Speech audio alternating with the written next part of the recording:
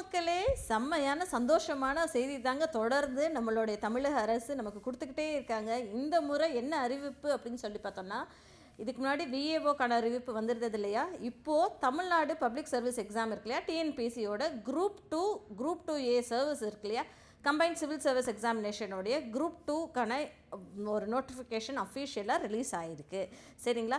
இன்றைக்கி காலையில் வந்திருக்குங்க இந்த நோட்டிஃபிகேஷன். 15ஆம் தேதி 7வது மாதம் 2025 வந்திருக்கு.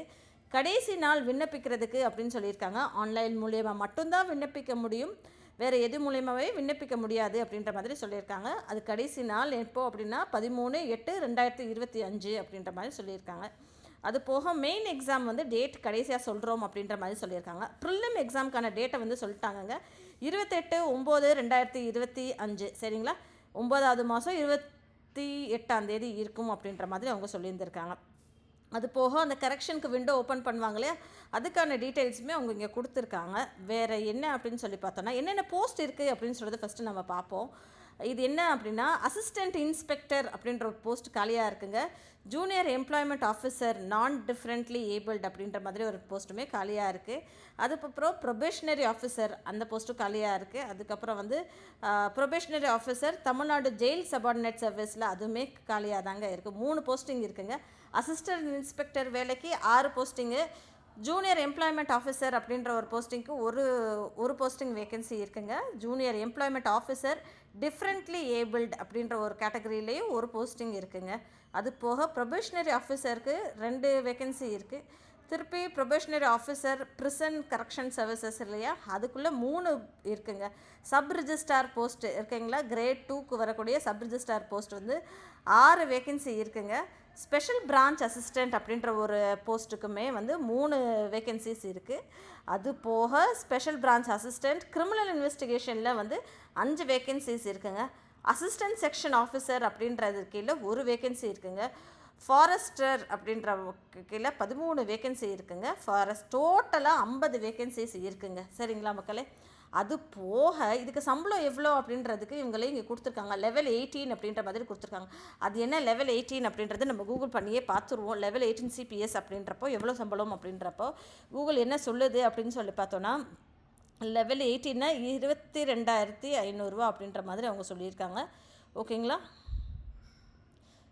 இது ஸ்பேஸ் ஸ்ட்ரக்சர் அப்படின்றது 22,500. இது தப்பாக இங்கே சொல்லியிருக்காங்க அப்படின்னு நினைக்கிறேன். ஓகே, அது போக வேறு என்ன சொல்லியிருக்காங்க அப்படின்னு சொல்லி பார்த்தோம்னா, லெவல் 16 சிபிஎஸ் அப்படின்றப்போ எவ்வளோ வருது அப்படின்றது பார்ப்போம். இங்கே காப்பி பண்ணி நம்ம திருப்பி கூகுள்லேயே போடுவோம். கூகுள் கரெக்டாக சொல்லு அப்படின்னு சொல்கிறப்போ அது வந்து என்ன சொல்லியிருக்கு அப்படின்னா, 34,800 தரும் அப்படின்ற மாதிரி அவங்க சொல்லியிருந்திருக்காங்க. சரிங்களா? லெவல் 16 சேலரி எவ்வளோ அப்படின்னு சொல்லி பார்த்தோன்னா, இங்கே பாருங்கள், லெவல் 16னா 31,100 அப்படின்ற கீழே வருது. இது லெவல் 18னா 33,000 அப்படின்ற மாதிரி அவங்க சொல்லியிருக்காங்க. சரிங்களா? அடுத்த ஒரு போஸ்ட்டு, இதுதான் வந்து ஹையஸ்ட் போஸ்ட் நம்ம எக்ஸ்பெக்ட் பண்ணுறோம் இல்லையா, குரூப் 2 ஏ அப்படின்ற கேட்டகரிக்குள்ளே வரக்கூடிய சீனியர் இன்ஸ்பெக்டர் போஸ்ட்டுக்கு 65 வேக்கன்சி இருக்குங்க. தமிழ்நாடு டைரி டெவலப்மெண்ட் சபார்டினேட் சர்வீஸில் வந்து மில்க் அண்ட் மில்க் ப்ரொடக்ஷன் இருக்கு இல்லையா, அது கீழே வந்து 65 வேக்கன்சிஸ் இருக்குங்க. அதே லெவல் 12னா நம்ம இப்போ தானே பார்த்தோம் எவ்வளோ சம்பளம் அப்படின்னு சொல்லி பார்த்தோம். நம்ம லெவல் 12 அப்படின்னா லெவல் 12 பார்க்கலையோ நம்ம. லெவல் 12 அப்படின்னா அதுக்குரியது எவ்வளோ இருக்குது அப்படின்னு சொல்லி பார்த்தோன்னா, லெவல் 12 இது இல்லைங்க, இது இன்னொரு போஸ்டிங் லெவல் 12க்கானவும் இருக்குது. சரிங்களா? அதே மாதிரி அசிஸ்டண்ட் இன்ஸ்பெக்டர் அப்படின்ற ஒரு ரோலுமே இருக்குது. லோக்கல் ஃபண்ட் ஆடிட் அப்படின்ற ஒரு கீழே ஒரு வேக்கன்சி இருக்குங்க. அடுத்தது ஆடிட் இன்ஸ்பெக்டர் அப்படின்ற ஒரு ரோலுக்குமே Hindu religious and charitable endowment கேட்டகரிக்குள்ளே 11 போஸ்டிங் இருக்குது. சரிங்களா? அதே வந்து சூப்பர்வைசர் ஜூனியர் சூப்பரண்டென்ட் அப்படின்ற கேட்டகரி கீழேயும் ஒரு போஸ்டிங் இருக்குது. சரிங்களா? அசிஸ்டன்ட் கிரேட் 3 அப்படின்ற கேட்டகரிக்குள்ளே 4 போஸ்டிங் இருக்குங்க. இது போக இங்கே பாருங்கள், அப்படியே ஸ்க்ரோல் பண்ணி பார்த்தோன்னா எவ்வளோ இருக்குது பாருங்கள். முத்து முத்தா வேலைகள், இவ்வளோ வேலைகள் காலியாக இருக்குங்க. அசிஸ்டண்ட் அப்படின்ற ஒரு வேலைக்கு சென்னை சவுத் டிவிஷன் அப்புறம் 3 வேக்கன்சியும், கூடலூர் டிவிஷனில் 1, மதுரை டிவிஷனில் 1, திருவாரூர் டிவிஷனில் 3, வெள்ளூர் டிவிஷனில் 2, அதுக்கப்புறம் கமர்ஷியல் டாக்ஸஸில் 3 அப்படின்ற மாதிரி கொடுத்துருக்காங்க. சீனியர் ரெவென்யூ இன்ஸ்பெக்டரில் சென்னை மாவட்டத்தில் 4, கூடலூரில் 1, ஈரோடில் 4, கள்ளக்குறிச்சி மாவட்டத்தில் 3, நீலகிரிஸ் மாவட்டத்தில் 4, ராமநாதபுரத்தில் 2, தஞ்சாவூர் மாவட்டத்தில் 3, திருப்பத்தூர் மாவட்டத்தில் 3, திருவள்ளூர் மாவட்டத்தில் 3, வெள்ளூர் மாவட்டத்தில் 1 அப்படின்ற மாதிரி அவங்க சொல்லியிருக்காங்க. சரிங்களா? அடுத்த ஒரு வாய்ப்பு என்ன அப்படின்னா, அசிஸ்டண்ட் அப்படின்ற ஒரு ரோல் வந்து 12 பேரை வேலைக்கு ஆட்களை எடுக்கிறாங்க. அதுக்கப்புறம் அசிஸ்டண்ட் இன்னொரு ரோல் இருக்குது. அது எங்கே அப்படின்னா, animal husbandry and veterinary science இருக்கு இல்லையா, அதில் வந்து 43 பேரை வந்து வேலைக்கு ஆட்களை எடுக்கிறாங்க. அடுத்த ஒரு வாய்ப்பு அசிஸ்டண்ட் அப்படின்ற ஒரு வாய்ப்பு இண்டஸ்ட்ரீஸ் அண்ட் காமர்ஸ் கீழே 18 பேரை வேலைக்கு எடுக்கிறாங்க. இன்னொரு வாய்ப்பு அசிஸ்டண்ட் அப்படின்ற ஒரு போலீஸ்ன்ற கேட்டகரி கீழே 41 பேரை வேலைக்கு எடுக்கிறாங்க. அதுக்கப்புறம் assistant medical and rural health services கீழே 74 பேரை வேலைக்கு எடுக்கிறாங்க. சரிங்களா? அடுத்தது அசிஸ்டண்ட் அப்படின்ற டிரான்ஸ்போர்ட் டிவிஷனுக்கு கீழே 13 பேரை எடுக்கிறாங்க. ஒரு அசிஸ்டண்ட் ரோல் ரிஜிஸ்ட்ரேஷனுக்கு கீழே 7 பேரை எடுக்கிறாங்க. திருப்பி assistant role public health and preventive மெடிசனில் 28 பேரை எடுக்கிறாங்கங்க. Assistant role fisheries and fisherman வெல்ஃபேரில் ஒருத்தவங்களும் எடுக்கிறாங்க. அசிஸ்டண்ட் ரோல் லேபரில் 33 பேரை எடுக்கிறாங்கங்க. ஒரு அசிஸ்டண்ட் ரோல் ஹைவேஸில் 4 பேரை எடுக்கிறாங்க. திருப்பி அசிஸ்டண்ட் ரோல் பேக்வேர்டு கிளாஸ் வெல்ஃபேரில் 6 பேரை எடுக்கிறாங்க. திருப்பி அசிஸ்டண்ட்டில் role children welfare and special சர்வீசஸில் 3 பேரை எடுக்கிறாங்க. இன்னொன்று அசிஸ்டண்ட்டில் role urban land ceiling and urban land டேக்ஸில் வந்து 2 பேரை எடுக்கிறாங்க. சரிங்களா? அதுக்கப்புறம் வந்து அசிஸ்டண்ட் என்சிசியில் 12 பேரை எடுக்கிறாங்க. அசிஸ்டண்ட் ஸ்கூல் எஜுகேஷனில் வந்து 109 பேரை எடுக்கிறாங்க. சரிங்களா? திருப்பி அசிஸ்டண்ட் ஸ்டேஷ்னரி அண்ட் பிரிண்டிங்கில் 7 பேரை எடுக்கிறதாகவும், அசிஸ்டண்ட் ப்ரிசன் அண்ட் கரெக்ஷன் சர்வீசஸில் 16 பேரை எடுக்கிறாங்க. சரிங்களா? திருப்பி அசிஸ்டண்ட் அண்ட் அக்கௌண்டன்ட் செரிகல்ச்சரில் 2 பேரை எடுக்கிறாங்க. எக்ஸிக்யூட்டிவ் ஆஃபீஸர் கிரேடு 3 அப்படின்றதில் அறநிலைத்துறையிலேருந்து 11 பேரை எடுக்கிறாங்க. திருப்பி அசிஸ்டண்ட்டுன்ற மாதிரி தமிழ்நாடு ஸ்டேட் எலெக்ஷன் கமிஷனில் 6 பேரை எடுக்கிறாங்கங்க. திருப்பி அசிஸ்டண்ட் தமிழ்நாடு டிஎன்பிசி கமிஷனில் 8 பேரை எடுக்கிறாங்க. அசிஸ்டண்ட் தமிழ்நாடு லெஜிஸ்லேட்டிவ் அசம்பிளியில் 2 பேர், லோவர் கிளர்க் டிவிஷனில் 2 பேர், டோட்டலாக பார்த்தோன்னா 595 பேரை எடுக்கிறாங்க. சரிங்களா?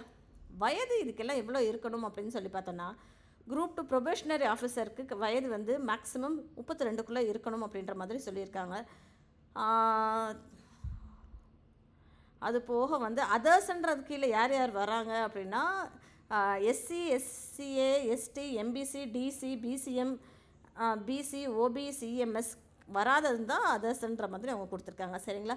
ப்ரொபேஷனரி ஆஃபீஸர்னால் மினிமம் வந்து 22 வயசுலேருந்து 32 வயசு வரைக்கும் நீங்கள் அப்ளை பண்ணலாம் அப்படின்ற மாதிரி சொல்லியிருக்காங்க.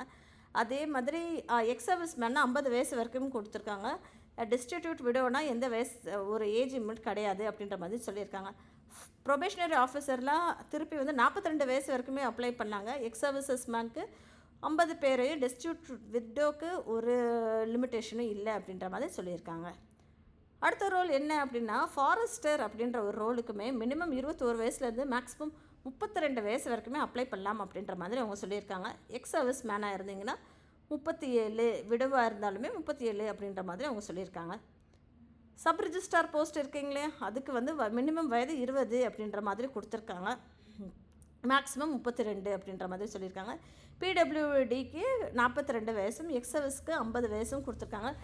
டிஸ்ட்ரிபியூட் விடோக்கு நோ மேக்ஸிமம் ஏஜ் லிமிட்டுன்ற மாதிரி கொடுத்துருக்காங்க. சரிங்களா? அதே தான் assistant இன்ஸ்பெக்டருக்கு junior employment, non differentially abled, assistant section officer, special branch assistant அப்படின்ற ஒரு கேட்டகரிக்கு 18 பேர் எடுக்கிறாங்கங்க. சரிங்களா? மினிமம் வயசு வந்து 18, மேக்ஸிமம் வந்து 32க்குள்ளே நீங்கள் அப்ளை பண்ணலாம் அப்படின்ற மாதிரி சொல்லியிருக்காங்க. அது போக பிடபிள்யூபிடி கேட்டகரியில் 42 வயசு வரைக்கும் அப்ளை பண்ணலாம். எக்ஸ் சர்வீஸ்மேன் கேட்டகரியில் 50 வயசு வரைக்கும் அப்ளை பண்ணலாம் அப்படின்ற மாதிரி சொல்லியிருக்காங்க. மேக்ஸிமம் லிமிட் வந்து டிஸ்ட்ரிபியூட் விதைக்கு வந்து நோ மேக்ஸிமம் ஏஜ் லிமிட்டுன்ற மாதிரி சொல்லியிருக்காங்க. சரிங்களா? அது போக இங்கே கொடுத்துருக்காங்க அவங்க எஸ்சி கேட்டகரிக்கு என்ன அப்படின்றதையுமே அவங்க கொடுத்துருக்காங்க. லிங்க்கை நான் டிஸ்கிரிப்ஷன் பாக்ஸில் கொடுக்குறேன், நீங்கள் செக் அவுட் பண்ணிக்கோங்க.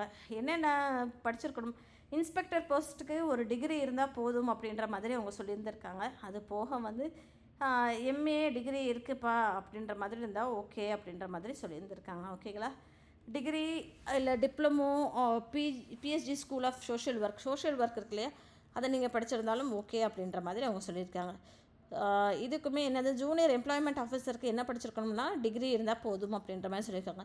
ப்ரொபேஷனரிக்குமே டிகிரி வந்து இருந்தால் போதும் அப்படின்ற மாதிரி சொல்லியிருக்காங்க. ஓகேங்களா? அடுத்தது ப்ரொபேஷனரி ஆஃபீஸருக்குமே ஒரு டிகிரி இருந்தால் போதும் அப்படின்ற மாதிரி சொல்லியிருக்காங்க. அது போக சப் ரிஜிஸ்ட்ராருக்குமே டிகிரி வேணும் அப்படின்ற மாதிரி சொல்லியிருக்காங்க. ஸ்பெஷல் பிரான்ச் அசிஸ்டண்ட்டுக்குமே டிகிரி வேணும் அப்படின்ற மாதிரி அவங்க சொல்லியிருந்திருக்காங்க. அது போக அசிஸ்டன்ட் செக்ஷன் ஆஃபீஸருக்கு மாஸ்டர் டிகிரியோ இல்லை பேச்சுலர் டிகிரி பிஜிஎல் அப்படின்ற ஒரு ரோல் வேணும் அப்படின்ற மாதிரி சொல்லியிருக்காங்க. ஓகேங்களா? அது போக ஃபாரஸ்டர் ரோலுக்கு bachelor degree in science or engineering இதில் ஓகே அப்படின்ற மாதிரி சொல்லியிருக்காங்க.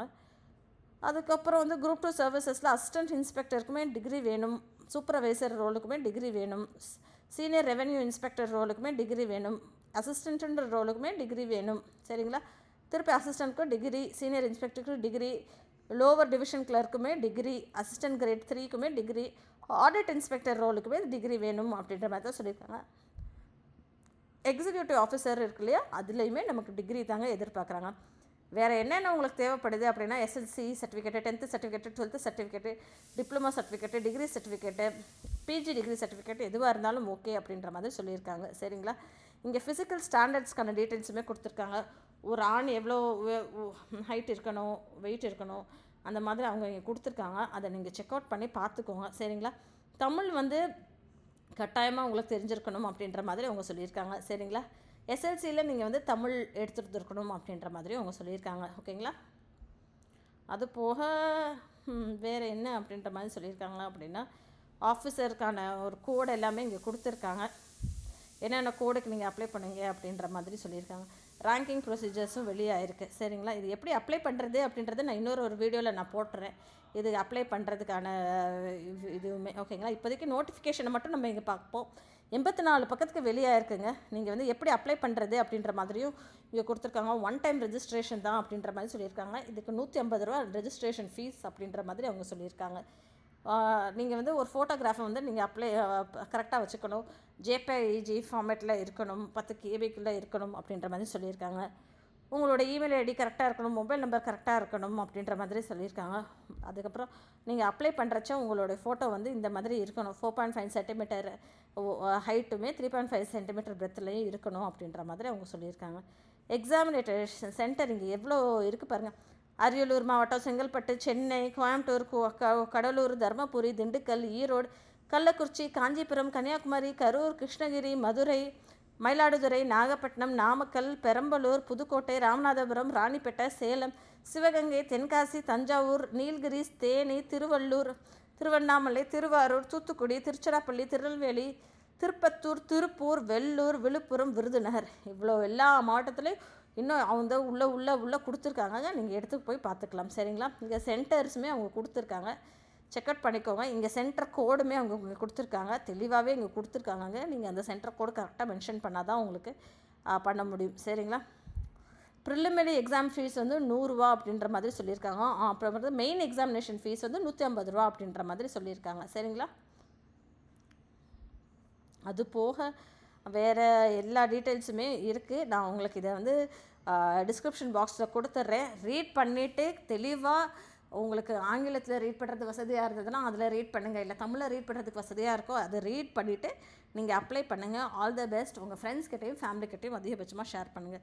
தேங்க்யூ மக்களே.